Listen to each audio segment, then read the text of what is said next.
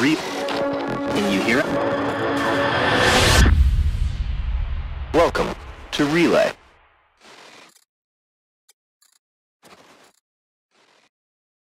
And with any luck, we are now live. Hello, everybody. I just have a little story to tell before we begin. I apologize in advance. I don't know if Sunjammer's in the audience, but he's going to hate me for this because it's an intro. But here's the gist. A long time ago, me and my buddy Shiver here, we were hitchhiking down a long and lonesome road when all of a sudden there shined a shiny Eric in the middle of the road. And he said, "Make the best site in the world for Star Citizen News." Well, me and Shiver, we looked at each other. And we each said, okay. So we did the first thing that came to our heads. We called in Canadian syrup.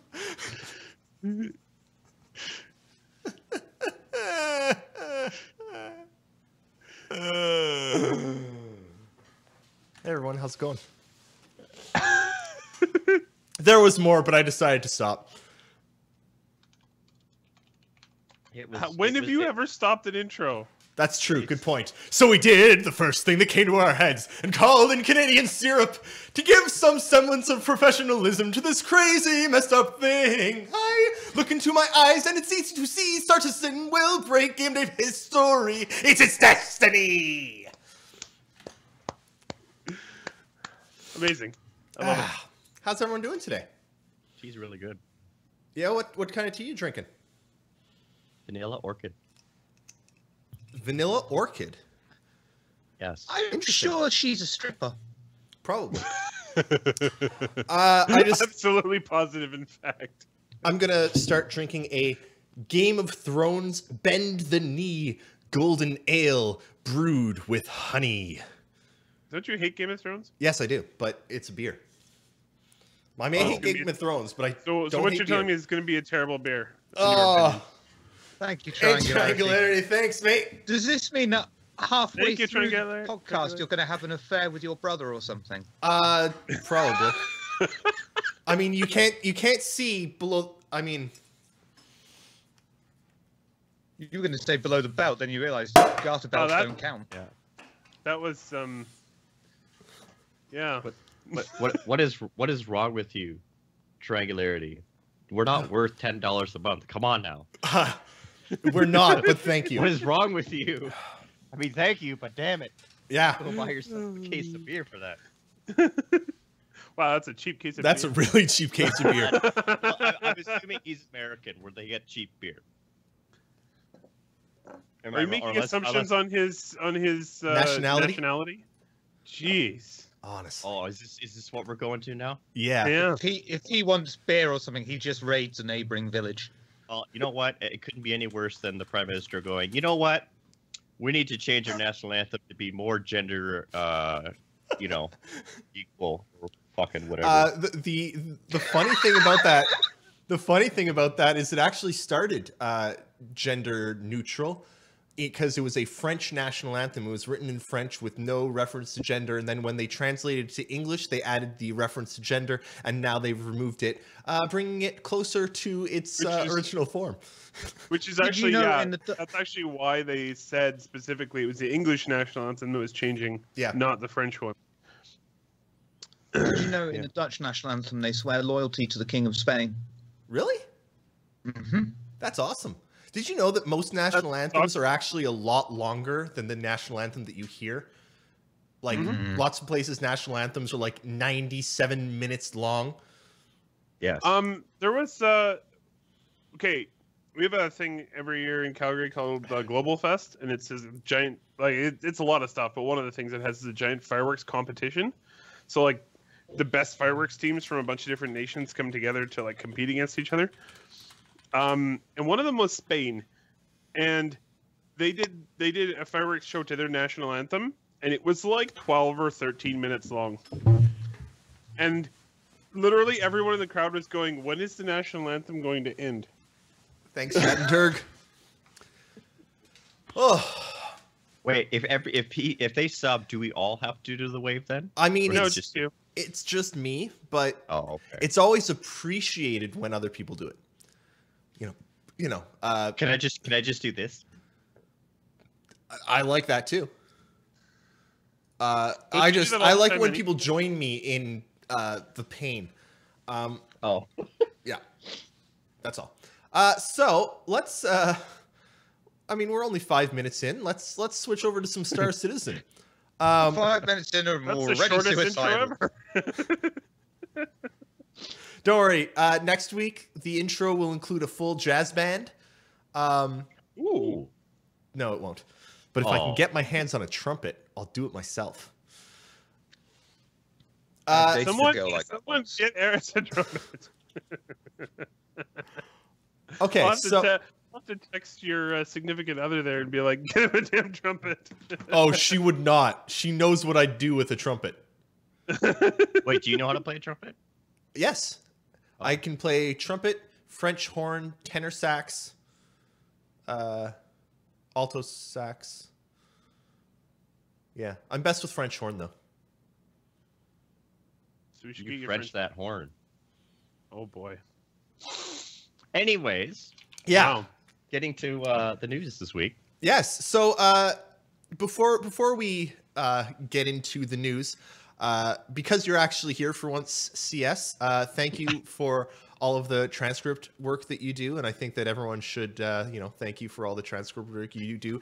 You and everyone else, Stormy and Sunjammer and Desmarius and Especially Sunjammer and Desmarius. Those Yes. guys, They're troopers. they're the unsung heroes that nobody talks about, but they're critical. Actually, I try and mention them every week. Desmarius is from the south, so all he does is communicate in song. it's true. So he is definitely a sung right, yeah, hero. Yeah. Yeah, But then, because but everyone then from you the have- south sings.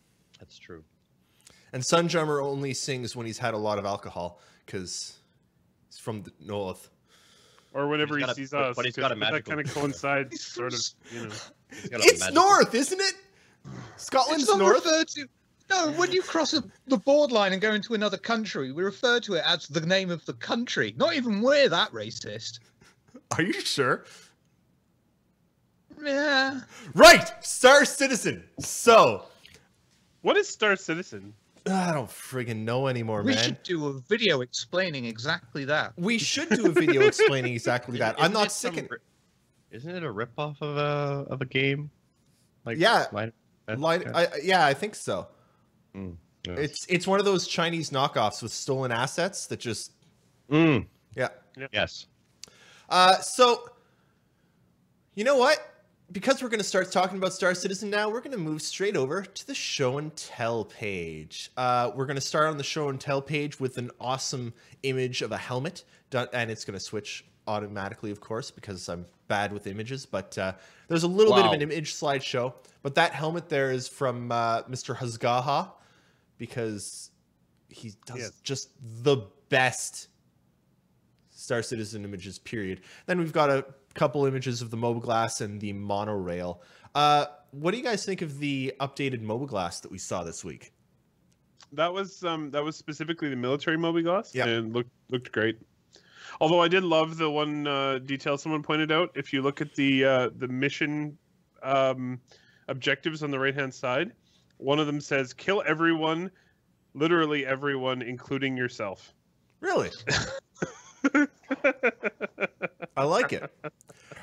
I think there might be some subliminal messages in this game. I hope they mean That'd in be a the really- game, not, It'd be a not really like, no, it'd be a really difficult mission to complete. Everyone. This Now, actually is it first- everyone on the Idris? Because we now know that everyone on the Idris is only 81 people. Including yourself. What do you Yes. think? What do you think that 81st person does? Well, 81 people. It's you. There's Considering 80 people considering- and yeah, then it's you. you. So whatever you're doing on the ship is the 81st person. hiding in a cupboard using my trousers as a temporary latrine in the middle of the battle, probably. Yes. Probably. I heard a lot of deputies do that. So do you guys think that this new darker Mobiglass, like one of the problems if you're playing the game right now is the Mobiglass is just really hard to see. sometimes. Mhm. I kind of feel like the military one fixes that problem, but it's also not the standard one. Do you think that we'll be able to customize the non-military one to? Can we give it a night mode? Is what I'm asking. I can't see why not. Like, the point of Mobiglass is to allow you to customize it how you would like it to be. Like, you can rearrange it, and I'm sure you could change the color. Like, yeah, it would be stupid for them not to. If players can't read it properly, then they're going to have something in there where you can change it. I'll put it this way. I think by the time we get like to say 4.0, they'll have cleaned it up a lot. Yeah. Okay. I think their initial implementation was let's get it in the game. And then That's usually how a lot of stuff goes. Just throw it in there. We'll fix it later. I would hope that final release of game onwards, we will be able to use either customized Mobiglass OSs or whatever. Something someone can actually sit there as they can with the Android OS and make stuff for the Mobiglass or even their own Mobiglass UI and then sell it to other players or whatever. That would be quite cool. Well, That'd be really cool. I've been talking a lot with Commander Llama, who's actually been on the show a few times. He's one of my good friends that lives around where I do. And we've been talking about how like Star Citizen is supposed to be an all-encompassing simulation, right?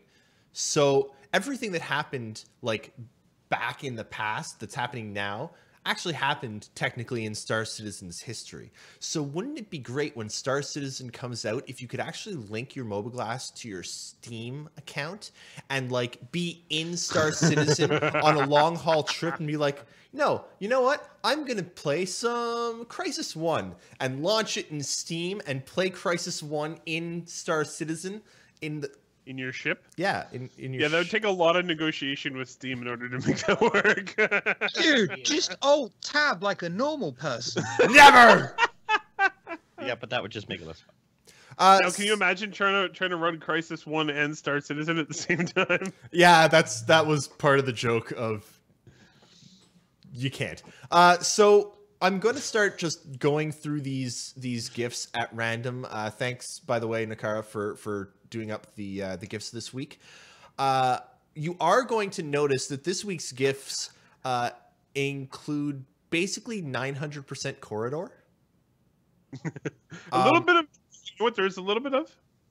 There is a little bit of mess hall. There's a little bit of We've mess never hall. seen that before. There's a lot of corridor, and there's also actually, and I'll give them props for this. Almost every single scene you see has females doing animations. Yes. Like it's all female animations here. Like, Uh-huh. they're They're like, hey, look, they're actually female characters. Look at us. Yeah. One of the ones I liked actually in this collection was them showing that like a lot of the more significant NPCs have different walks. Like their gait is different. That's this one. Right after the mess hall one. Yeah. This is all I want to watch, just the mess hall. That's all I've ever wanted to watch. So. Are you just so? Canadian here. That begs the question: when you actually get in game finally, and you're walking through, and they're like, "Report to the bridge," are you just gonna stand there in the mess hall for like 24 hours and just watch the entire inhabitants of the Idris come in and out of the mess hall and like see who you see? And No, that is the campaign for me. Is just staying in the mess hall. That's it. That's the whole campaign. I love it. Oh, the Vandal are attacking. That's really too bad. That's too bad. I'm eating my sandwich right now. I can't be damned to care. Hey, Shiver and I just recorded the relay replay, and one of the things we discussed in that highly edifying and educating short piece of art is the idea that AI behavior is supposed to break. Like, let's say the AI are on their way to breakfast and then the Vandal attack. The AI is supposed to break and be like, let's defend from the Vandal attack. But really, they shouldn't. Because as everyone knows, breakfast is the most important meal of the day. The Vandal can wait their That damn was turn. just something by companies that wanted you to eat breakfast cereal in the morning. Breakfast is actually useless in most countries in the world. Like, piss on breakfast because who the That's why lunch is usually the biggest meal in a lot of countries. Just yes. I hate breakfast. Breakfast is useless and should be done away with. Breakfast is a coffee and a croissant. Done. I think all meals should be breakfast. All of them. Oh, breakfast is the worst. I think all meals should be dessert. Ah, no, all meals should be steak. Oh, okay. I don't disagree with you there. Thank you. So How did we get from the mess hall to just steak? Oh, never mind. That makes sense. You should understand what show this is, and then you'll figure. I it out. love this gift to the cruising by all lineup? the crew. yeah. Yeah. I like the they all do look distinct enough, even if they're all wearing the same bloody costume. Well, that's the thing, though. They should be wearing the same. Yes. This is military. So that was one of the things I really liked was that they all had distinct features. Yeah. So none of them looked the same.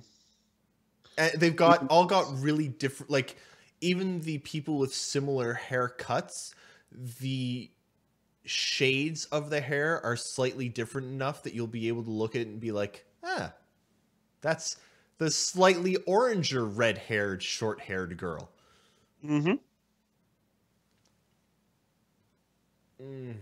It's one of those things that if it's done right, you don't notice it. You just take it for granted because that's how life is. You don't look at every single fucking person that goes, oh, I hope you don't, going, oh, look at them, look at that, look at that, look at this, look at me, oh, look at that. Whereas if you're in a game that's particularly vibrant without too much variation, you look at it and you appreciate it. But if it's got enough variation that everyone's got a different walk, everyone's got a different hairstyle, you just kind of take it for granted as real life and it doesn't get noticed. And it's weird is that a really perfect. good job you don't notice. It's Right almost there. it's almost what you want. Yes. To achieve. Right there, I want to talk about, in my opinion, the most impressive thing about this entire episode, which was the spoil tech. Now, one of the things that you wouldn't really notice it as being there if they didn't do something like this, showing you that it's there.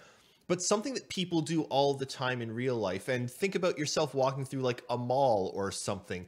You look at things in the distance, and you're like, oh, look at that shirt, and oh, look at that display. Like, you look at things. You don't just walk straight ahead, right? And you don't just look at people, you look at objects in the environment. And I think that this spoil tech, where the characters are focusing on points of interest, it's huge. I think it's, I think it's amazing. It's awesome. like, I was super excited when I was The- transcribing. I'm like, damn. yeah, The animations for it kind of sucked because they didn't show off what she was looking at. But in the one on the bridge, I think was even like when they explained what she was doing. I liked that one even more, where the captain was going back and forth between like watching displays and then watching ships fly by outside, and like her vision was tracking the ships as they flew by. I thought that was really cool. yeah. Well, it just makes them seem like instead of they're just like, I'm the captain, and that's it. You know, they Yeah, they're actually an see the actual captain. character. Yeah, they actually have a routine, and it's more than just go to point A, point B, point A, point B, point A, point B. It's like going point A, ooh shiny, and then Yeah. go around. I call this the ooh shiny tech Yeah, pretty much. because it's what The- it basically is. The spoils of war tech. But Oh god. not only that, because I was always, when an NPC can actually strike up a conversation with you, not because it's a like in a lot of MMOs, you will walk up to an NPC in the general area and they may say something to you, but it's only because it's a trigger based off of, hey, there's someone in my area, I need to do my speech bubble now. And most of them Whereas- won't even have that. It's you walk into the area and no NPC will talk to you until you click on the one that has an exclamation mark over their head. That's it. You have to click Yeah. on the guy with the exclamation mark. Uh-huh. Whereas in this, they go, hey, he's kind of looking at that, that engine over there. Maybe he'd like to really know more about that engine. Or I can imagine a Marine going, hey, nice gun. What kind of gun is that? And then maybe you have a conversation like, hey, this is da-da-da. It just, some people go, I couldn't care less. But you know what? Anything that can make me feel more immersed in a game, which is the whole point of the spoil system, that's what I'm all about. So, I'm totally gonna go off topic for a second. Go. uh-oh. Something SpaceX. But I think they nope. Ah, I think they deserve a shout out. Kingdom Come Deliverance is out.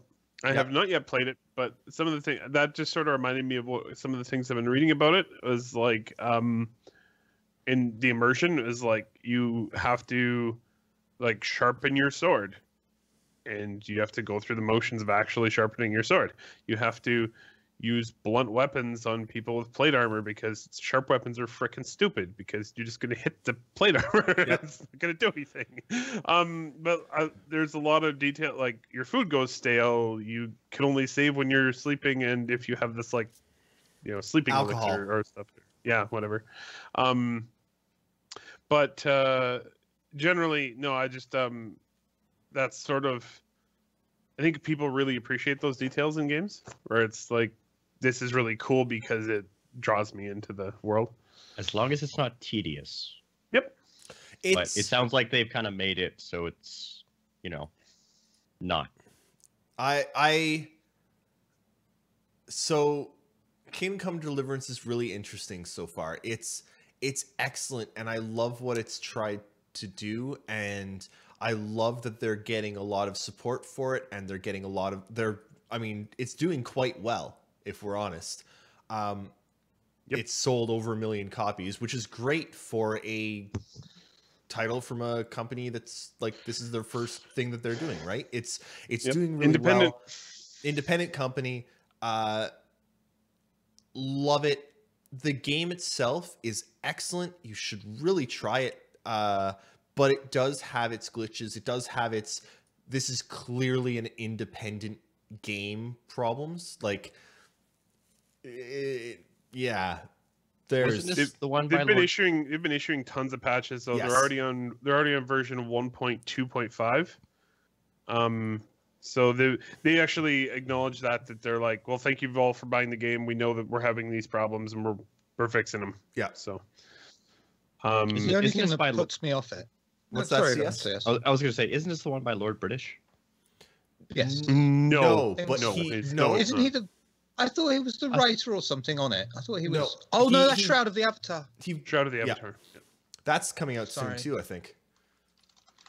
No, this I one thought, was I thought the. TNG was working with him on They a worked, title. they worked. well, they had only- a promotional tie-in with Shroud of the Avatar. that's it. And they yeah. had but they worked more closely with Kingdom Come Deliverance because of Oh, I see. because of Kingdom Come Deliverance's clothing tech, because they layer Right. the clothing, and that's kind of what Star Citizen wanted to be able to do, of layer the clothing. So they kind of helped each other out with that, and because both of them are CryEngine Yeah. pieces of crap. But no, I think the Shroud of the Avatar thing was more just Chris basically trying to support most of the larger games that came out on Kickstarter after Star Citizen. Yeah. Shroud of the The only Avatar thing is that not puts doing me very off it- well. No. The It's only been thing in that puts early me off access Kingdom for a long Come time. Yeah, is go ahead. the setting. It's 40. I love the tech. I love everything that's going on with it. But it is just the medieval setting. I want a science fiction setting where I can do all the same things and jump into a spaceship, say, and then fly out of the planet seamlessly, and then go into space and be able to land on some sort of space station that I could probably see from orbit. Well, That Shiver, would be I pretty have some nifty. terrible news for you. That kind of game cannot and will not exist. The technology for it is just impossible. We will never, ever see anything like that. We will never, ever see videos of walking along like a corridor of a spaceship, following some AI in space while the ship is flying. It's never going to happen. Completely impossible. And I hate to say it, but like, we will never ever see like a bunch of prisoners stepping out of a ship that's flown in from outside a larger ship, and everything is existing in the game. It's impossible. The tech, I can keep going if you'd like, but I mean, am I boring you, Shiver? I got the point 10 minutes ago. Yeah, well. I'll wait for the movie to come out. Oh god. So I think movies probably come out in about 2020. Chris will be like, I'm done making the Squadron. I'm going to make the movie now. I hope he does. It's Squadron. I mean, Squadron might actually make a really good movie. I hope. I said hope that about Wing Commander. People didn't like it. I hope that Squadron just makes a good game. To be honest, I don't actually Yep. care about whether it makes a good movie. I mean, let's be honest. How many good video game movies are there? A 3. handful. 3? Silent Hill, Mortal Kombat, first one, and oh bollocks, what was the other one? This went the other way around, but it worked really well. Chronicles of Riddick. Resident Evil. Or that. Well, Resident Evil movies were, yeah. Those No, they're- just the first one. everything. Oh, okay. Everything you listed was a B movie, though. Are you saying Christopher Lambert is a B movie star? I Sir? don't even know who that is. The Highlander, Who? Connor MacLeod of the Clan MacLeod. Who? I like how you added the Scottish in at the very end of that. Connor MacLeod of Clan MacLeod. That's you a better go. Scottish accent than Sean Connery does. The paint on this beer bottle is literally peeling in my hands as I try to drink, which is great. Nice. What do you think, CS? Do you think it matters if Chris tries to make a movie out of Star Citizen? Do I think it matters if he tries to make a movie? Yes, but not in the positive way. I think he would be trying to split his attention too far if he was trying to make a movie and a game at the same time. I think it would be something where Star Citizen's been out for I'm talking like released, and then 5 years later, maybe he decides to make a movie. Sure. But anything before that, no. He's know, the got to funny- focus on one project at a time. The funny thing is, I don't see him ever doing it because I think that he gets enough of the fulfillment of being director from directing the performance capture for Squadron. I mean, they Yeah, like almost had more was time way bigger shooting than a movie. Squadron than they do shooting a movie, right? Like, Probably did it. Well, it depends on what movie you're talking about, but it was longer than most movies in terms of Well, filming.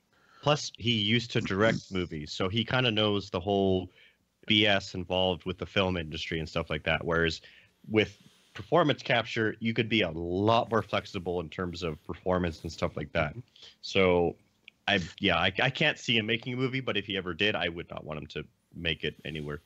now, could you see them, instead of making a movie, just making something in Star Citizen? Like, not a gameplay thing, but a completely, like a machinima, basically. Like a Red Star versus Blue? Citizen, not really Red versus Blue, but like a serious Star Citizen movie, in-game movie with with everything, but maybe like a 20-minute prequel to Star Citizen, prequel to Squadron 42, filmed entirely in the game.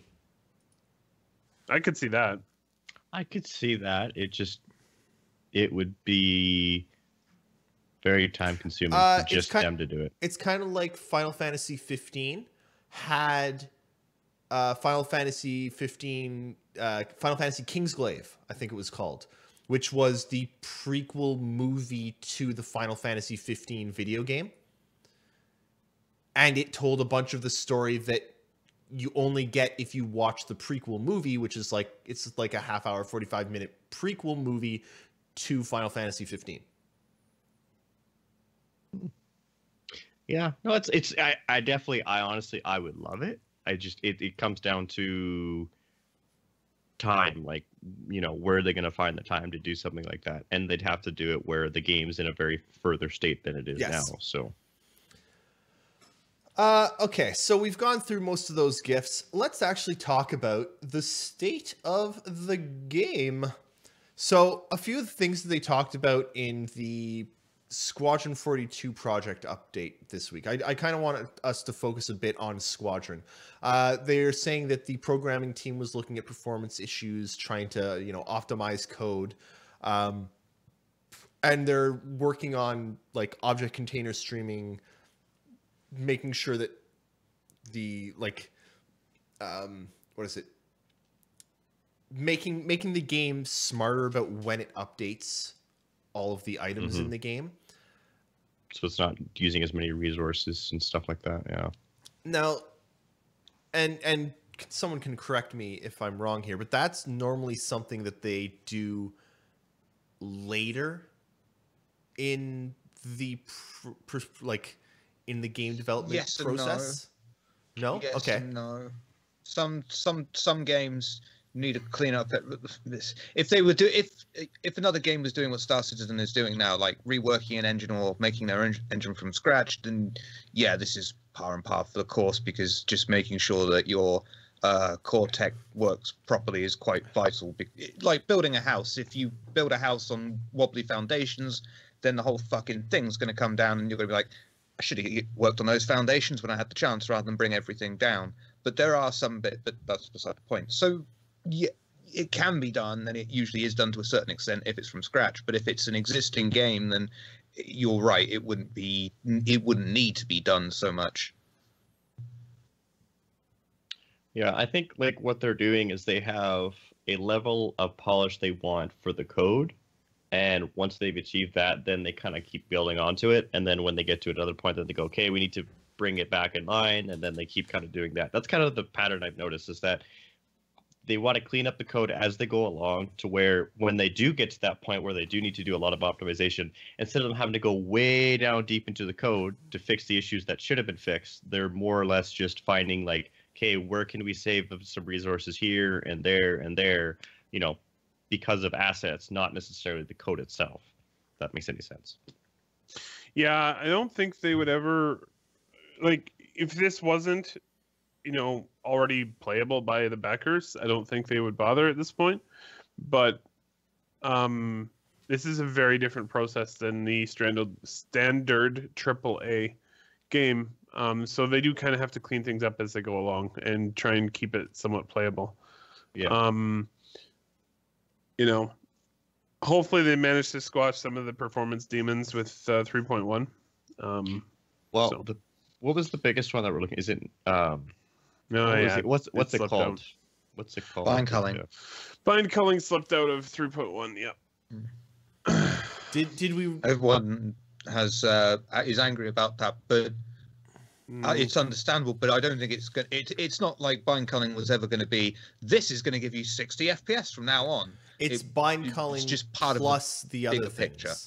Yeah, there's a lot to go on. Yeah, and even if you just had even if it comes in 3.2, you're still not guaranteed to get any more than 30 FPS still. Mm-hmm. So it That's might be not nice just to get 30 FPS constantly, to be honest.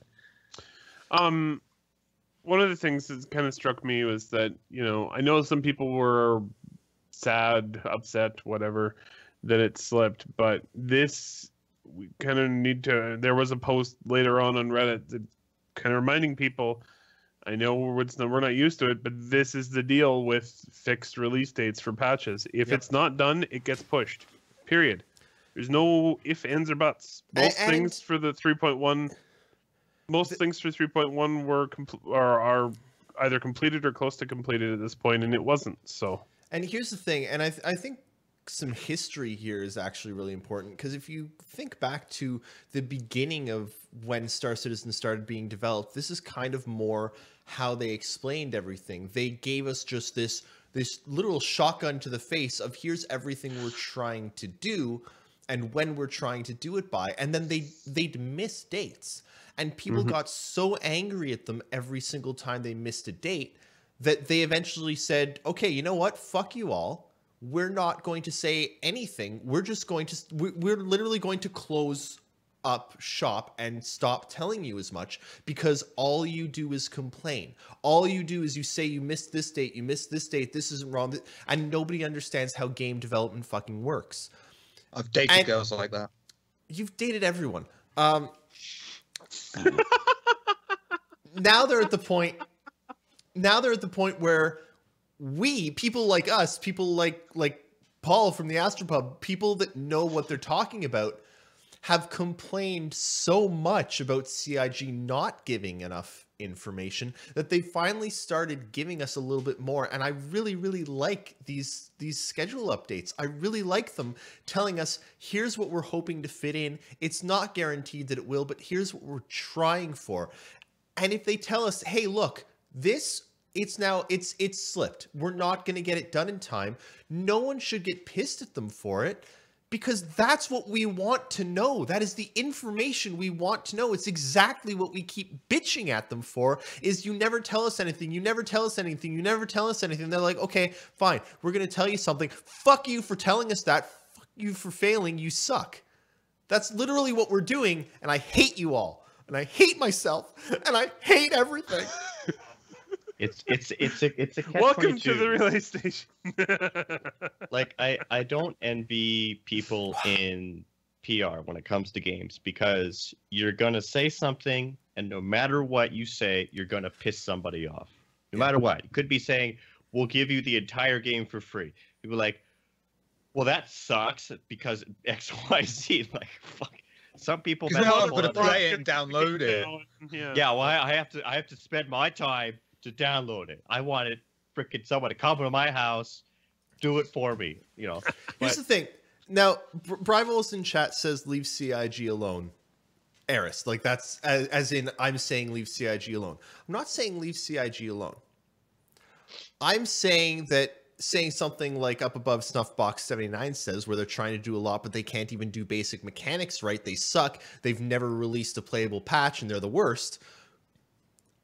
There's some balance here. Okay? There's definitely balance between those viewpoints, yeah. There's some balance here. Find the bloody middle ground. They're trying to do a lot, yes. And sometimes they don't hit quite what they're trying for, but they are still hitting quite a lot.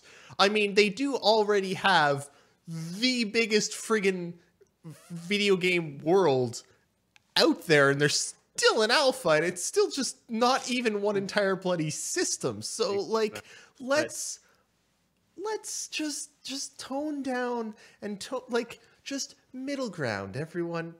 They're trying. Don't shit on them for trying. So, Eris, yeah. Where's my game? Where's my game? Which Where's my game? Which game? Because I know that you've got quite a number of other games I that don't you can know. go play Every right now. fucking one that I pre-order gets delayed now, and it's getting really pissed. I'm taking it personally. I fucking pre-ordered Vampire because I was like, oh, well, I get back from holiday, I can play it a week later. Then they fucking delay it till spring this year, and it's like, well, fuck you. You know, here's the thing when it comes to gamers, and bless their hearts, but as soon as there is a product that is out, doesn't matter what. So let's say day one, early access, right? Okay, people are going to always judge it as if it's a full release, no matter what. I've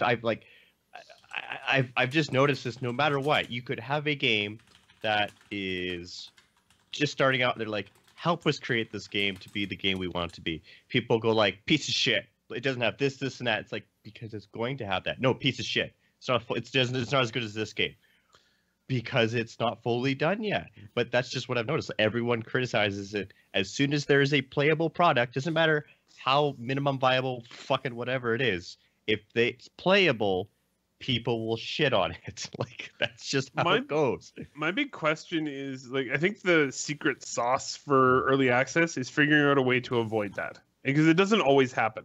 Yep. No, I know. Look at Minecraft. Minecraft was utter garbage when it came out. Yes. But people loved it anyway. Oh, it was the best. You could do almost nothing in the game. You could put a block on top of another block and go, woo! Yeah, pretty much. And people loved it. And it was like, and people didn't criticize it even though it was an alpha. And, you know, it made it through. I mean, there was some criticism, I'm sure, somewhere. But generally, people bought 20 million copies. So not that bad. Do you think there's maybe people generally just feel a bit of wariness on early access now, because it's not as new, it's nowhere near as new as it was when Minecraft was out, and there's a lot of failed projects that people don't forget. Another thing I've noticed is say basically what CIG should have said is Chris is actually the only person working on this game. It's entirely a one-person game. Chris is making it all himself because people feel a lot better when it's one person making the game. They shit on it a lot less. I've noticed that the game. So certain games that I've played that are in early access, when it's made by like one or two people, they seem to be a lot more like, oh, you're taking your time. That's okay. There's only you and your buddy or whatever. But it's a great game. You got more than 10 people. Fuck you. Why didn't I get a patch update yet? Yeah. Like, holy shit! Like there's a game I've been playing called They Are Billions. Yes. And it's a small team, and they've been I trying thought to they make were sure. billions. I know. I thought so too. Fucking Lies. savage.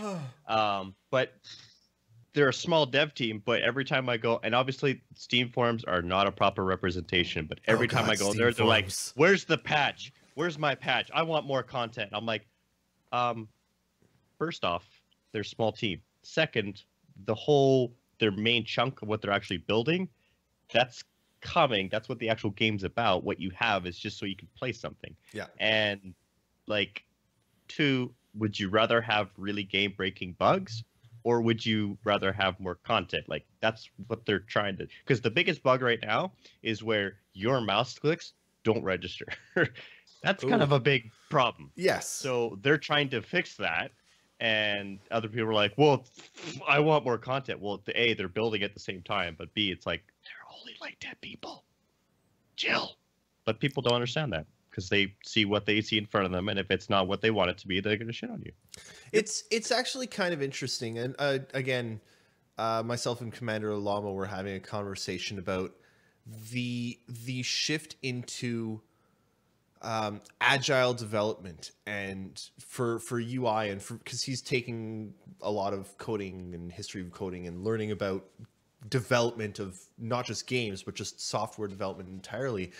And I think you can actually correlate the rise of Kickstarters and of early alphas and of showing things off to people really early with this rise in agile development and trying, like, it's a new way of developing and it's a new way of making things, and it is honestly still kind of in its infancy. I mean, Star Citizen was one of the, it wasn't the first. I mean, the first successfully kickstarted game that I saw was No Time to Explain or something by Devolver. I can't remember who it was by, but and they kickstarted that and they've actually done really, really bloody well since then. But Star Citizen, one of the first kickstarted games, and it has had such media exposure and such anger towards it and love towards it, and it's kind of crazy because you can actually track other kickstarted games that have failed entirely. Like they kickstarted for $1 million, $2 million, and they failed. They do not come out, and they will never come out. There was another game that I recently friggin' the BioShock remaster. Or not BioShock. System Shock. System Shock. Yeah, sorry. The System Shock remaster. The team that kickstarted the revive of the System Shock remaster, basically in the last 2 weeks, came out and said, "We fucked up. It's probably not going to happen. We're going to reevaluate, but you're probably never going to get your game." And wow. And somehow still Star Citizen, which is being made and has actively got something you can play, somehow that is still something that people want to talk about more than the fact that the System Shock one failed? Mm-hmm. Everyone's got a early access tail. I mean, at least the people who backed the System Shock thing got an email saying, "Sorry, we fucked up." I backed the mandate. They took the money and ran. Yeah. They didn't even pay some of the people on the staff, it seems. I mean, personally, I only put in what I'm willing to give up because that is the risk. But yeah, I think it's a common fact that some people don't realize that when you pay the money, you're not guaranteed the game. And yeah, that's not necessarily the best of situations to have. It's not, but I also like that's the other problem is like Star Citizen is still the best of those. They're still giving us weekly updates. They're still working on it. We can see that it's still alive. And there's so many other there's a number of kickstarted games that I kickstarted back when I kickstarted Star Citizen that I've honestly forgot about. I don't even know that I kickstarted every single game I could find on Kickstarter for a period of honestly about a year. I don't even know what the hell I've kickstarted anymore. You know? Well, and that's the thing too, is when people put their money that they can't afford to spend towards something, and they get too passionate about it because they have actual money on the line. You know, it's like when I've put in I have backed 60 projects. Yeah, I probably put in $200 into Star Citizen, and if I didn't get $200 back out of it, whatever, I wouldn't be sad, because it's been very eye-opening to actually see what real game development looks like at its core. Like, you kind of can get some idea from some early access titles, but to actually be able to see exactly what's going on inside of a project almost all the time is awesome. Yeah. But it also shows you how ugly game development can be and how ruthless people can be when things don't go as planned. Like, it's just, it shouldn't be a shock to you as to why the whole model of, okay, here's our game, we're gonna release it in 3 years, okay, bye, and nothing for 3 years, and then 3 years later, here you go. What happened in between? Because honestly, a lot of people can't handle it. It's too much, because they're banking on, why is this changing? Why is this changing? It's like, hello, when you make a game, more often than not, the same game you pitched at the start is not what the end one looks like. That's with a lot of products, actually, not just games. Mm-hmm. So it's welcome to game development. And Yeah. it sucks that, you know, Star Citizen has taken longer than what some people have thought. Or, you know, why do we not have this playable, you know, why isn't the 3.0 like polished, perfect, all this other stuff? It's like, well, I forgot who, I think Rival said it. They're making a game, but they're also trying to make it playable at the same time. It's a lot harder to do that than just to make a game and then tell you updates about it. Like, it's like, I can't begin to explain how hard it is to take your build and go, okay, we're going to take this chunk, we're going to make it playable as best as we can and hope people like it. Like, it's hard. It's really hard to do it. So props to them for at least giving you something to play in the first place, whereas there's a lot of other titles where you get fuck all. So Yeah. Yep. Or you get one piece and then they're like, play that for 2 or 3 years while we work on the rest. yeah, There are so many ways that big companies, even small companies, have found to mess with us on a small level. I really Thank you, fucking Songon. hate it when you buy it. I really fucking hate it when you buy a game and you buy DLC for it, and the DLC has already you, been downloaded and Nuskavian. installed in a previous patch that you haven't bought it. Basically, you download this DLC that you don't own, that you haven't paid for, that's just there, but you've still got to download it. Even if I hate that unlocking shit that's in it, I hate that. That's bad. You know what I want to talk about really quickly before we go to questions is Warhammer Vermintide 2. It has loot boxes, but they're just loot boxes that you earn from playing the game. You play the game and you get loot. You don't have to pay money for the loot boxes, and you can't pay money for the loot boxes. They're just in-game boxes, and that is the way to do loot boxes! well, Vermintide 1 had the same concept. Oh, I know. It's the same thing, but they went from 1 and they didn't add microtransactions to 2. And I'm so happy. I'm so happy. Okay, let's go there's to a really- Wasn't there oh shit, what's that one game that Konami makes that isn't pachinko? Metal Gear. Metal Gear Don't you Survive. don't you have to pay for a fucking save slot or something? I don't know. I haven't Yes. played it. Really? $10 for a save slot, Like Fuck, for yeah, your no, first save slot or for an additional save slot? for an additional save slot. That is You get That- one save slot with the game. oh man.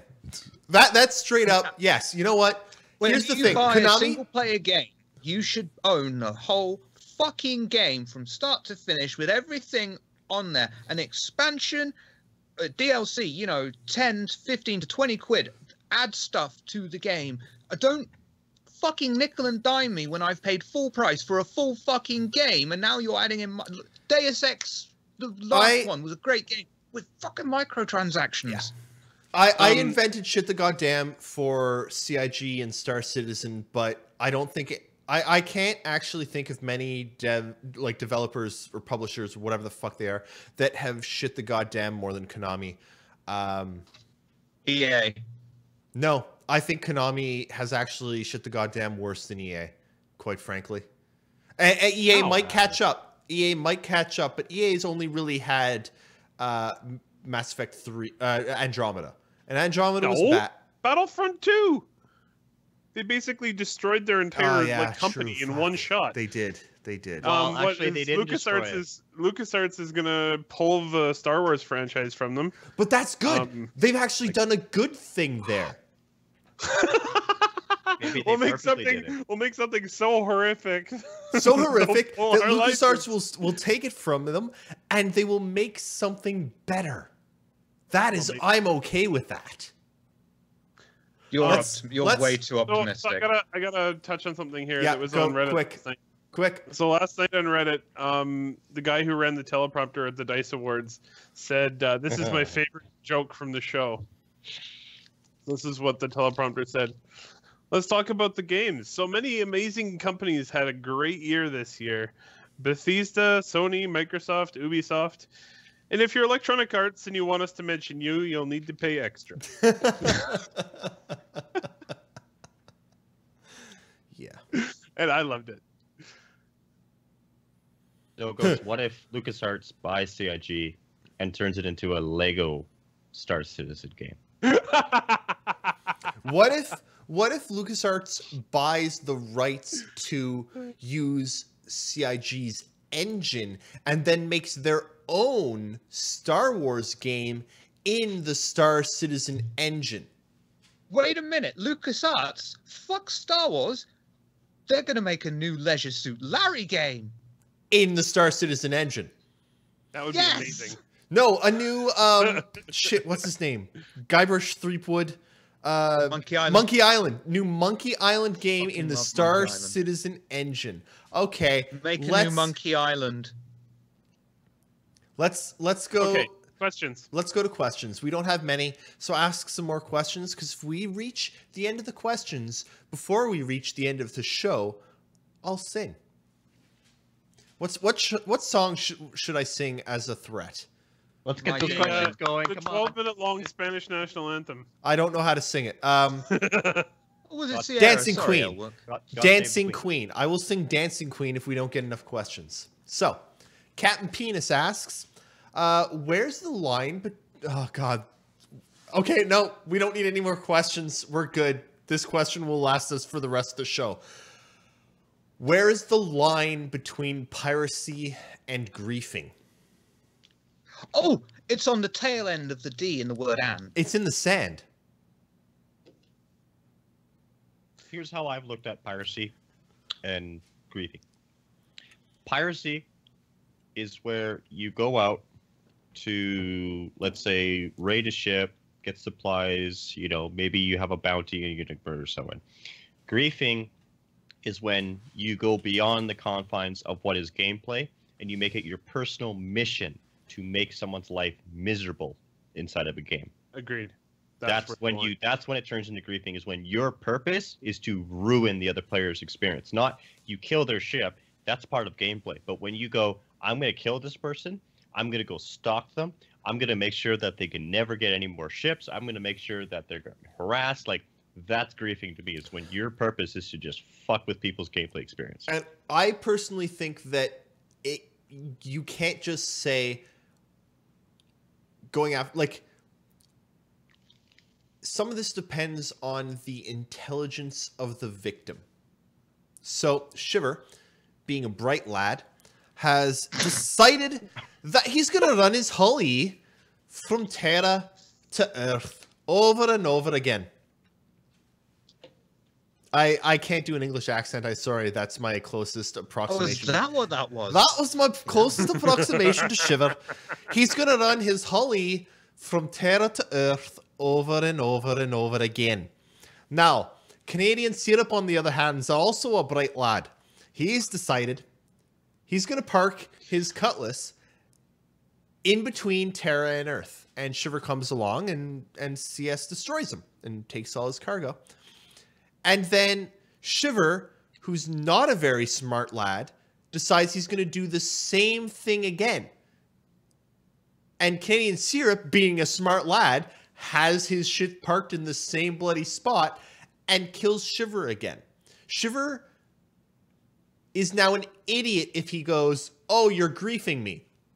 I think you'll That- find the that's correct. standard procedure is I have to send CS a message saying, "You fucking ruined my fucking game! Yeah. Oh, fuck you! You're fucking cheating! I'm fucking reporting you! I'm fucking paid fucking money for this! Oh, fuck you and fuck your mum!" Yep. Isn't that standard practice? Yep. Yes. Yeah, that seems about right. Okay. It's But- almost Stupidity, word for word. stupidity is not Read a lot of griefing. those. Yes. And I will. Yeah. So if someone does the same thing over and over And expects without a different learning the consequence- results. Yes. I have no problem with them doing that at all. It's when, let's say, the person goes and finds all these different routes, but the person still follows them. And I'm like, okay, back off. Like, If you- yes, you catch Shiver the one time, and then you decide, "Oh, you know what? I'm gonna track him." And then you find Shiver when he, instead of doing Earth to Terra, does Earth to Mars or does Earth to whoever where, and you follow him and you follow him, and then he wakes up one day and logs in his own bed, and you're standing there with a shotgun in his ship, and you shotgun him to death as he logs in. That is I'd griefing. fucking love that. I'd fucking love that. That would be awesome. You But would. I think That I would be think that would be there is space a very horror. fine line. that would where be it's- space horror. I don't even think if you're going out of your way to really piss someone off and make sure they can't play the game is griefing. If you're doing it without breaking law, if you're doing it in an area where there are no consequences to you doing this, it's not on you, it's on him. But if you're going out of your way, say you're following him to Earth constantly and you're stabbing him at every opportunity, despite the fact that you're going to get killed and there's nothing in it for you in a high security zone, I'd say that's probably griefing. But if Yeah. you're following him around in a no security zone and you wake up and he shoots you in the face in a no security zone, that's on you. You fell asleep in a no security zone. There's no rules. It's Oh, no. your Man, fault. I still think if someone's following you around and killing you constantly for no reason, just because they want to piss you off, and that's their only goal is to piss you off, then that's griefing. Like, it's one That's thing If, if they're- you if they have have if they have That's nothing my to gain, fun. then that's no. If No, if they're that bad No. at the game where I You're can a grief constantly for kill them every Shiver. time they log in, that's their fucking fault for being shit at the game. How do you defend yourself if you get killed the instant you Well, log in? there's always a fucking way. Is there? Yeah, like everyone in Eve will complain, about suicide gankers. Yeah, but if you fit up your ship in such a way where you're a greedy motherfucker and all you're doing is swallowing ore, and you've walked away from your fucking PC, it's on you because you've walked away. Consequences, they're not going to survive, but that to me isn't griefing, even because You're right. This will last us the rest of the show. I know. So the next question. Yeah. Okay. Here's the bottom line. Bottom line is griefing is subjective. That is what it boils down to. What you define as grief is subjective. So no matter what, everyone's That going to have a statement different is opinion. grief. Everyone's going to have a different opinion. Okay. Next question. I Yeah, think we're- everyone can agree that if Era sings, that's definitely griefing. Yeah, well, let's Yes. get to the next question. We've only got a half hour and only so many questions to go through, so we'll see what happens. The Clip Master asks, CS, how bad was your dancing during Cold Fission? That was never supposed to get out. How bad was my dancing? Hang on, Well, what's the you know- background for this? You know what? You know what? Some people may consider it horrible. I consider it art. That's all I will say. And Okay. no, I am not about to demonstrate it. I kind of wish you would. So Space Rolled Done. asks, will 2.8 launch this year? No. No. No. Banjo Murican asks. Oh, in New- wait. Can I say this in my American? Sure. Yes. In New Zealand, if someone is a big fan of Mario Brothers and has caught a horrible cold, is he called Hacker-Luigi? Yes. The Clipmaster asks, any advice you'd like to give Shiver for his first appearance on the captain's table? How do you propose he handle himself around drunk people discussing Star Citizen? Well, I have an announcement to make. I believe Canadian Syrup will also be joining the captain's table for his first appearance on the captain's table. So to Shiver and Canadian Syrup, how do you both expect to comport yourself among the drunken ramblings, mad, drunken, angry, dangerous American ramblings of Paul the Astropub Shelley? Shiver has been on before. It's true, Shiver has been on before, but Canadian Syrup has not. Brew an extra large pot of tea. That is a love it. very British answer, Love actually. it. Which Well, is- we're kind of Commonwealth, it's true, we are. so It's funny because God I was going to save play the a few Queen. games of hockey before. I just played 3 games of hockey in a row, and then last night I played in a old NHL arena, and the arena is so much bigger than the arenas I'm used to playing, and it was really friggin' cool. I loved it. It was actually a fantastic Awesome. experience. also Ghost is right. Yeah, we have plenty of practice with drunken ramblings from the relay station, so I think Hey. Oh yeah. I'm just gonna finish this one off. yeah, exactly. If I can handle 4, I can handle 6. And no, don't take that the wrong way. I'm taking it the right I hear way. the maximum's 13. So are you. Okay. Man, I just destroyed Shiver. No, I didn't catch you. See, now you can't repeat yourself because then you look like an ass because you didn't nail the liner the first time. I didn't nail it in the ass, you're right. So B asks, is FPS capped at 20 for Star Citizen? No. No. No, it's capped at Probably 24. capped at 30. Uh, 24? Yes, It's more 24. cinematic That's the Is it cinematic 24? experience. Like, if anyone has gotten over 30 FPS, let us know. It has happened. Even if it was for 2 seconds. It's not hard to get more than 30 FPS. You just can't have a server with more than one person in it. Yeah. Again, if you want more than 30 FPS, play single player. The problem right now, like go play Star Marine Commander. or Arena Commander, because those aren't limited by the net code, and you'll be more. I or less still fine. have a shitload of fun in Arena Commander. I'm not Yeah. I'm not sorry to admit it. I still enjoy it. But Yeah. but it sucks because it's not Star Citizen Universe. It sucks because it's not 60 FPS. Well, I think you enjoyed that a little too much, Shiver. yeah. I wasn't expecting that. So 5 questions left. Still a half hour left to get to them in. So I think we're going to hear some Dancing Queen. Someone in chat says, the Aegis Vulcan. Discuss. So let's do a round table. Nakara, what do you think about the Vulcan? I love it.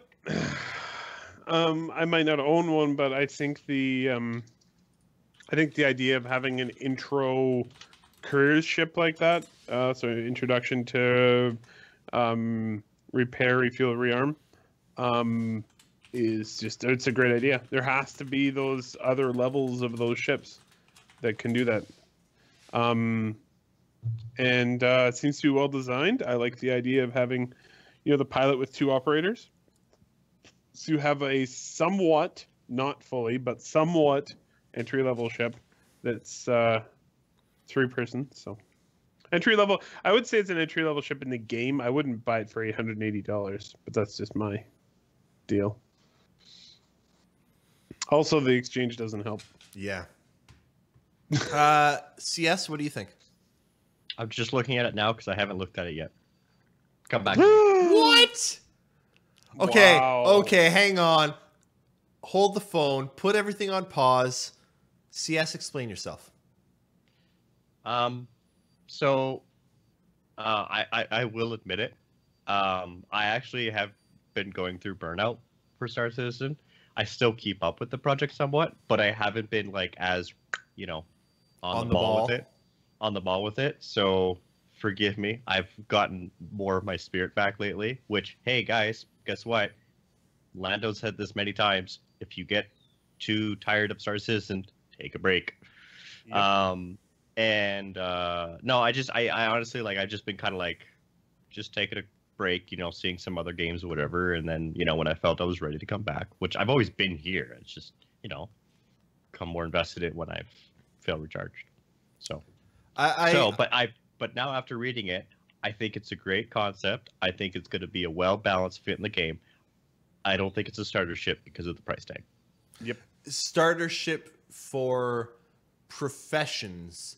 And that is something I actually think is kind of interesting, that they're clarifying that it's a starter ship for professions, which, let me go back into my weird brain and try to remember, because I seem to remember probably in around 2014, maybe, Eric, you can probably help me here, them actually saying that any ship down to and including the Aurora would actually be able to perform basically any profession. So I believe that's changed since they first talked about it, because I don't now think that the Aurora will be able to do things like reclamation or salvage and stuff. So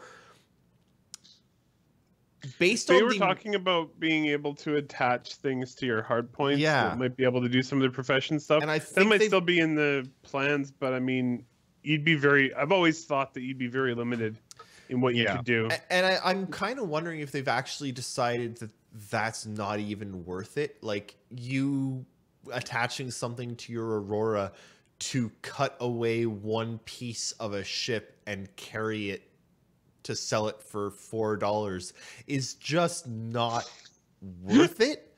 So in which case, I kind of think that the Vulcan is actually good in that this is the ship that will start you on the more industrial careers.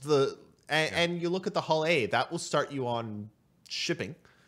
This will start you on, reclamation, repair, bunch of different things. It might the Prospector will start you on mining. Like, I don't think that the Aurora or the Mustang should actually be able to do some of these things like salvage and mining and shit, because they're just it's a hard thing. Like in Eve, you could do mining with the mining laser. You wouldn't get very far, but it would give you a taste of what you could, and then you can finally get your first mining frigate or whatever. Right. I still think they should try to do some, at least get the basics in to give people a taste of it. But like in terms of just in game, I think it's a great ship. In terms of like people buying it, obviously I don't feel like people, if you want to get into that right away, is by all means spend $180, but don't bother. Like, it's the time it takes to get in that ship is what I'm curious about. Those were first. How much does it take to get a Prospector? How much does it take to get the Vulcan? That kind of question really is gonna, whether or not they can make it so it's not a huge investment to get into it, but you still have to work for it a little bit, is important. Because you don't want people to take hours and hours and hours and hours just to get into something they actually want to do. So, yeah. Oh, there's that look from Eris. Oh, well. Sure, what do you think about the Vulcan? It's good that it's there. I like the fact that it's going to add to background. I'm sure I'll make use of being rearmed in space, but it's not personally for me. Okay. Now we've got a question from NVIDIA 101. If someone can help out here, because I honestly can't. I'm trying to find the original. There it is. I tried to log on to Star Citizen for the first time in almost 2 months, getting an error code 30003. What does it mean? Apparently my token's bad. How do I get how do I repair my token? Can anyone try to help with that? I don't know personally, but if anyone can help NVIDIA 101 with that, or point them to start with deleting the user folder is always a good first step. But then Good call. after that, I think the launcher still has the repair option. Try the repair option. Yeah, And if all else fails, it might have to be a clean install, Yeah, which is not an easy complete thing wipe to ask. and reinstall might be required. Ghost has another guess. It might be the Oh. wrong launcher because they did switch launchers recently. So possibly Yes. download the new launcher for Star Citizen because there is a new launcher. New launcher came out when 3.0 came out? 3.0 came Yeah. out. Yeah. Yeah, it has So- a completely new launcher. The old launcher doesn't work. Yeah. So it might be that. Check that. With any luck, let us know because hopefully you can get it working again. Noskavian asks, do we have any information on how the Anvil Vulcan's volcanic sacrifice mechanic will work? Is this a joke or is there something I'm missing? I think I'm missing something. I'm sorry.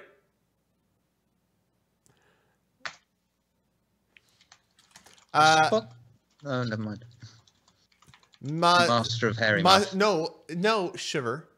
Mastero Fairy Muff asks, Okay. for every character in Star Citizen, we will have to buy one game copy. Spout your thoughts. Wait, what? So this is Sorry, what was the question again? Yeah, I was gonna say. here's okay. So to have a second character in Star Citizen, you have to have a second game package, and that is one of the things in on the Star Citizen site right now that is still freaking trash, and still something that CIG need to fix. Is if you buy an Aurora, you're probably getting the Aurora with the game package. But if you buy, say, an Endeavor, you don't get a game package with it. It's just the ship. And you need the game package to play the game. Now, the game package... Wait, be careful, though, because you can no longer do that if you're a new user. Did they change that? It was changed That's- months ago. You yeah. could only see like 4 or 5 game packages. Oh, That's it. perfect. Yeah, I was gonna say. I thought they changed that where. I No, wasn't it's sure been because changed for a long time. I haven't. I mean, I only log in as myself, so I don't see it. But if they finally change that, that is good because that's fine. Yep. For so the whole what I- for the whole extra character slots cost money thing, right now I'd say don't invest in that. Right when the game comes out, like. This is still something that's going to come down to balance. We don't know how many character slots you'll get with your first package. They might actually say your first package, the one that gives you the game, gives you 2 character slots, gives you 5 character slots. We don't know. And I wouldn't say buy an Aurora for an extra character slot because they might down the road be like, okay, you know what? Your first Aurora gives you 1 character slot. You want an extra character slot. You pay $5. You pay $10. Whatever, that's fine. And hang on, Paul is saying that we just lambasted Konami for doing the same thing, and we did. And my biggest problem I think there's a difference between having more than 1 character slot and then having an alt account. You know, I would imagine that if you have the game, it would come with 2-3 character slots, but you can only be logged in on 1 account per one time. So if you want to be playing 2 characters at the same time, you've got to have a completely different account, which is, as far as I know, mostly standard in the MMO. And that's something we're going to have to see. Now. Okay, that- the other thing is they actually devoted time this week in oh my god, my brain just totally wiped for the Monday show. Brutal. Calling all devs. Calling all devs. Calling Thanks. all devs. There we go. Jared took like 5 minutes to basically explain, we don't know how this will work yet. We have not developed it yet. We don't know what the end product is going to be. And so we can't answer your question right now. And that, I think, is the big difference between Star Citizen and Konami. Konami is doing this on a launched game. Star Citizen is saying, hey, this will get you the game. And I think actually Disco himself has said in previous Reverse the Verses probably, just making sure you have one to get the game. But beyond that, they don't know what's going to happen. Don't go out there and buy an extra package for every character you want because they don't know how it's going to work. A lot of this, in my opinion, is actually legacy holdover from from the original site and from the way they used to do packages and such. It's all holdover from that.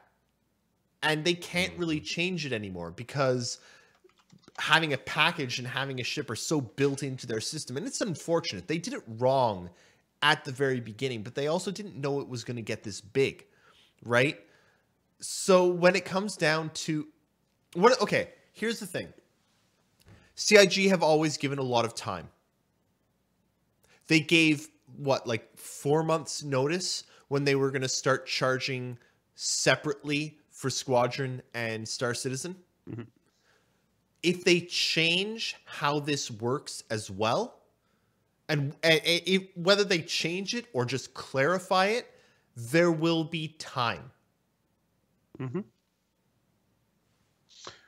Well, and they've, it's always sort of been up in the air. The whole extra character slots thing was sort of one of their, they're like, this is how we think we're going to make this work.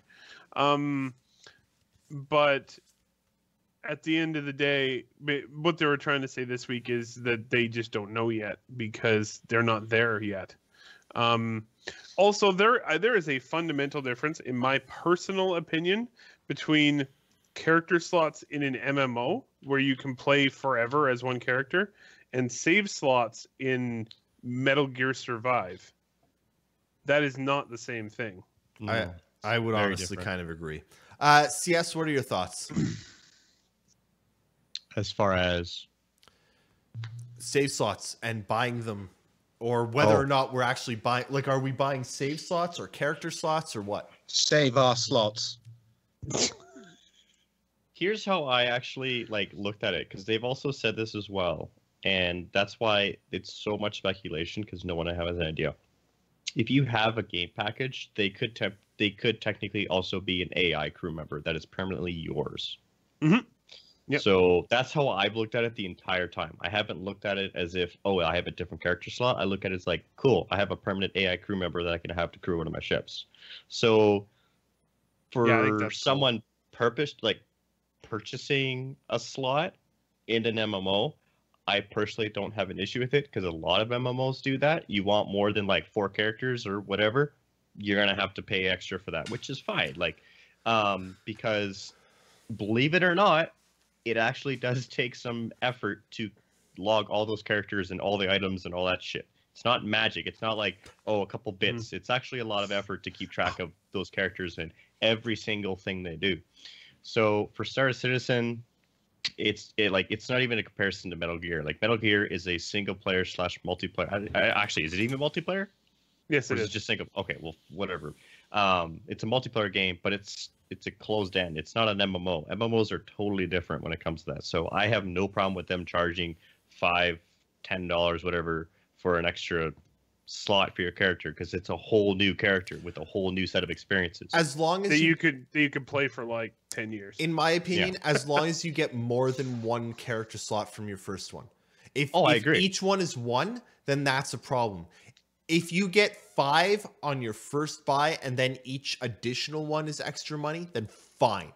That is standard. I'm okay with it. But if they're going to say, no, you have to pay for your first one, you have to pay for your second one, you have to pay for your third one, then I've got more of a problem with it. And then I'm probably going to say that they've shit the goddamn, because goddamn, that's nickel and diming it. Don't do that, CIG.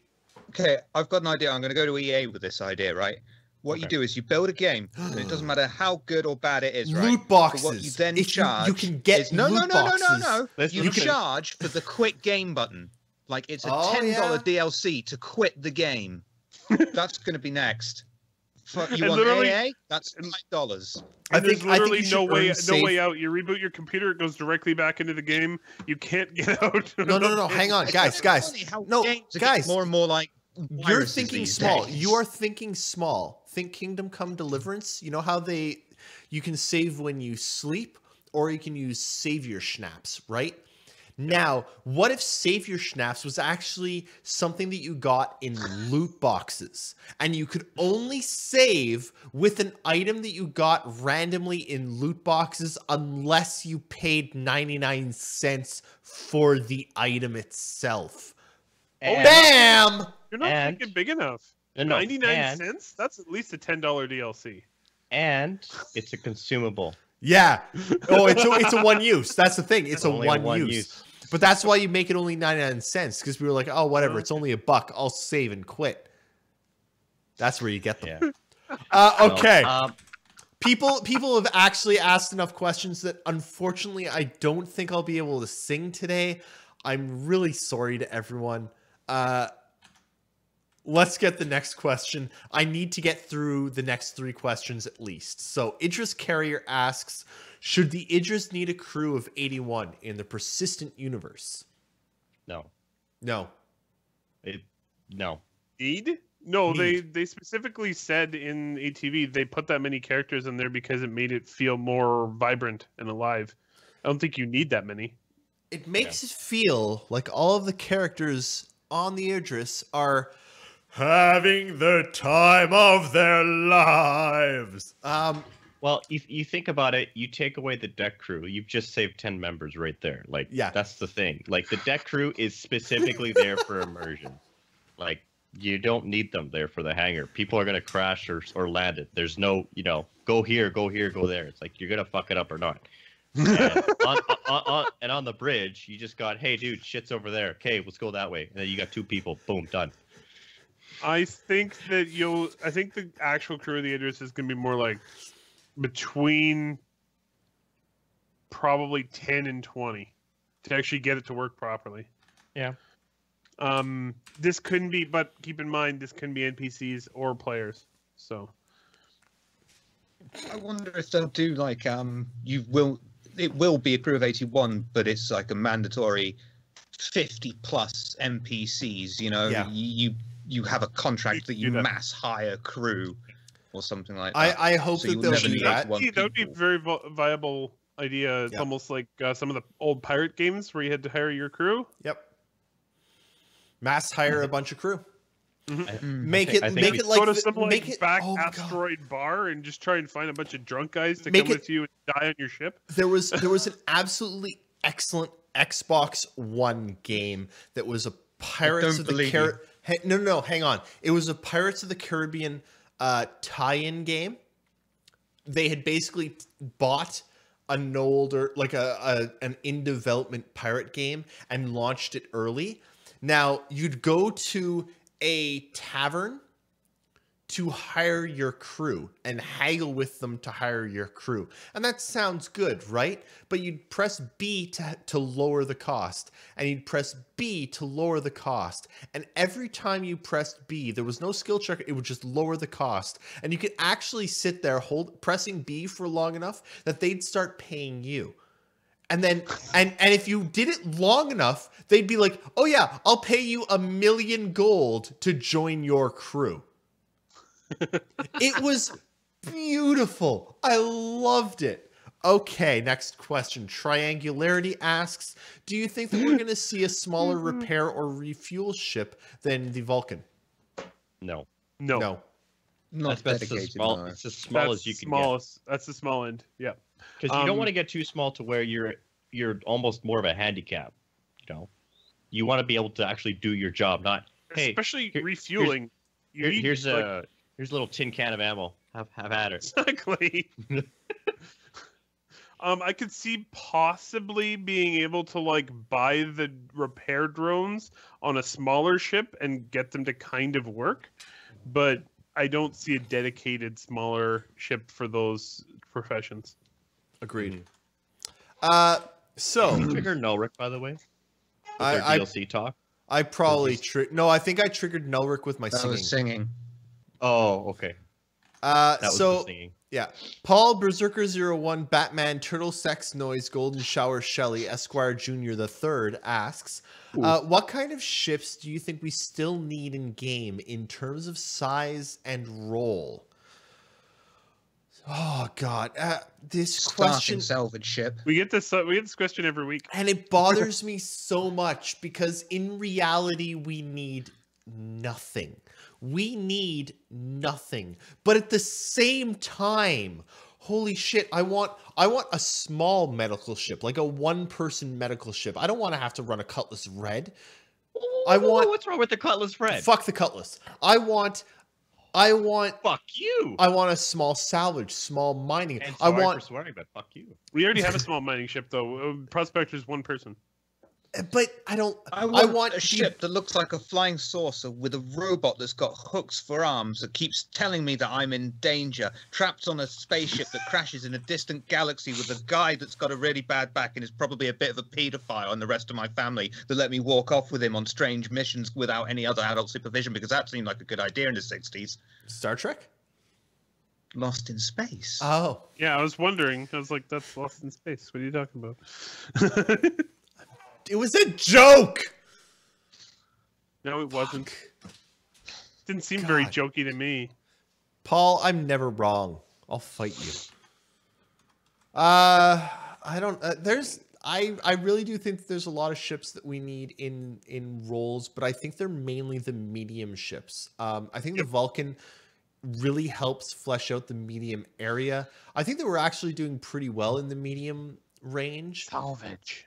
I mean, salvage, yeah. I would kind of hope that they can make the Vulcan do more, but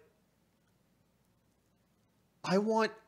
So we're approaching the point, and I honestly never thought we'd reach this point, but I kind of thought I think we're reaching the point where they've got at least one ship in the small, medium, and large category to do almost every task.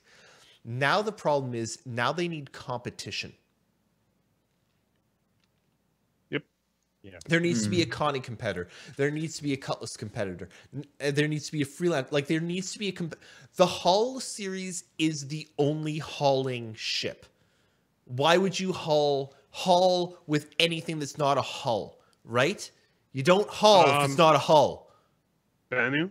Merchant Man. No, Freelance 'cause- Max. Yeah, fuck them. That's a very. It's- That's a. Yeah. You, You'd want a bit more flexibility. You want like another small ship, like competitor to the A. no, to the you B. want a I competitor suppose to it's the like Hull a van E. compared to an oil tanker, really, isn't it? You Well, know what I technically- want? The Hull E. The Hull E is too vulnerable. It carries all of its cargo on the outside.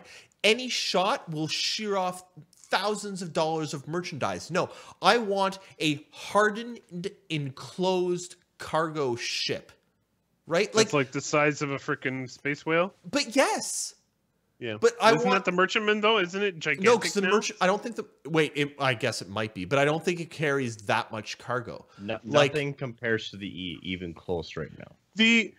The merchantman has a bazaar, like a market on board. Yeah, but it's for a different. Like the It's hull totally is di- it's it's totally different. different, right? Yeah. So no, I the Hull E to me is a no risk flight. It should fly between areas where you're probably not going to get attacked. But I 'Cause want your cargo's worth a freaking fortune. yeah, but I want a slightly smaller ship that is hardened on the outside that will take it to that'll Like go a into blockade the runner, basically. No, not You a almost- blockade runner. Like a true Millennium fuck Falcon. you, that fuck you, can go fuck and do. you, fuck you. No, you want so not like a bounty ship, just a transport ship that could be used on the more lawless areas of space, long enough for you to at least get the fuck out of there if you're under fire, rather than just be blown up and lose all your merchandise instantly. Here's the thing. To make yourself have this giant hull, right, to cover all your cargo, just makes you an even bigger target. Because it means you must be carrying something inside that is valuable. The Hull E, like for me, when I look at it, it's not designed to carry precious cargo. It's designed to carry bulk cargo. Yes, Yeah. So- lots of cargo. It's I'm not saying going to be like this ship you're going to want to kill. It's going to be the ship you want to pillage. You don't want to damage No, the cargo.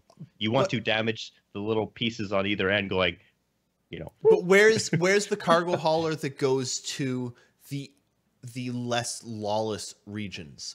Those nothing planets, that big though. but there should be something that big. Those planets Yeah. The still Banu need merchant with the giant fucking cannon on the front.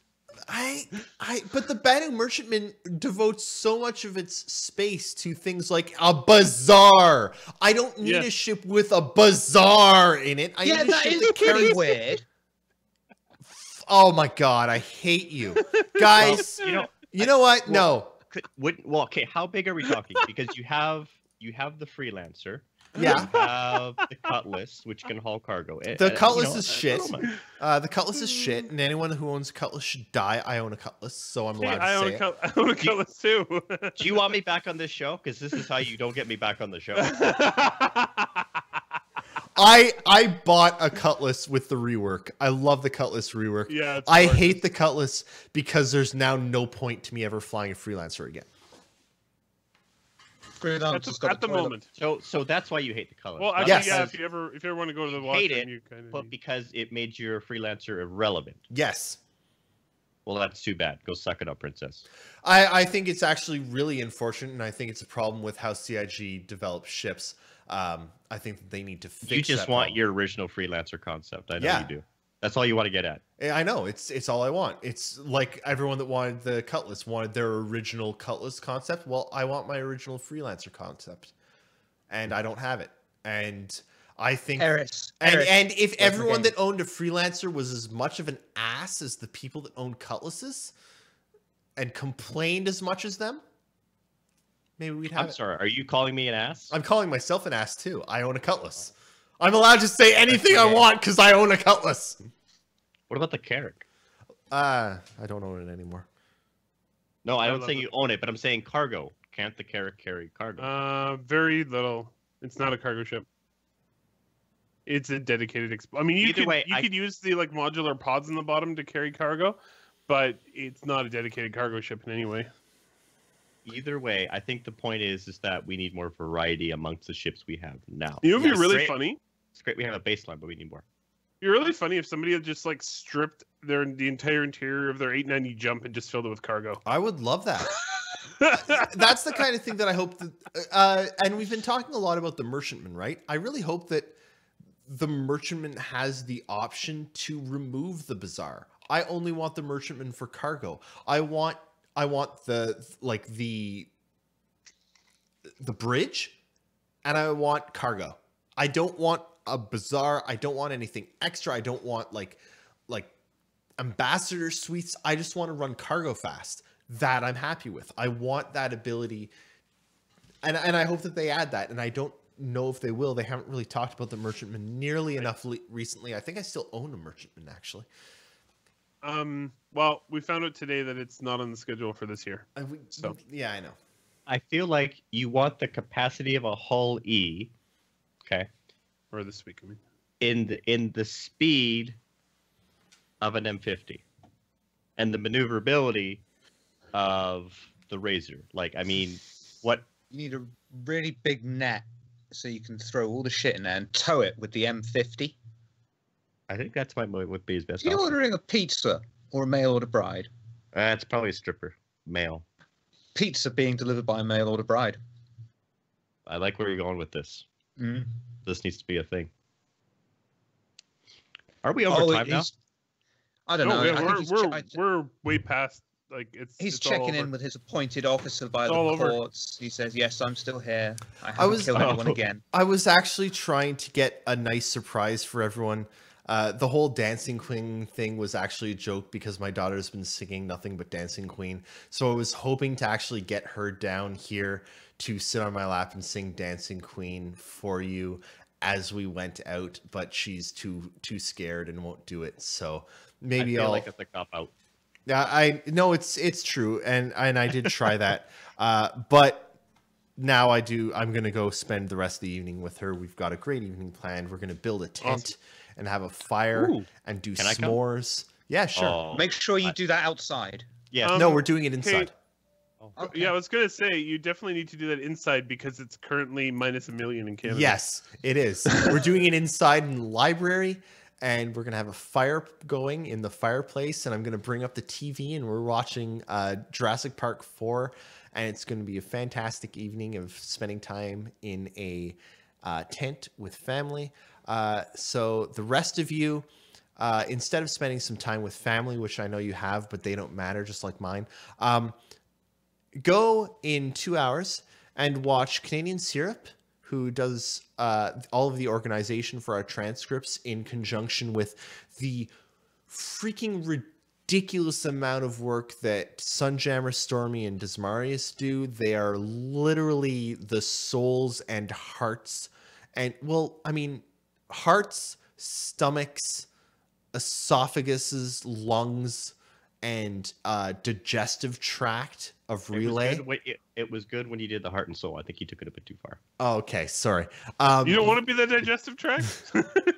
I don't want to be the part that shits. Actually, no, I guess I'm the digestive tract, to be honest. I mean, Nakar's the brain, Shiver's the mouth, Canadian Syrup is the heart, Stormy is the lungs, Desmarius and Sunjammer are the arms and hands, and I myself am the digestive tract and bladder of Relay.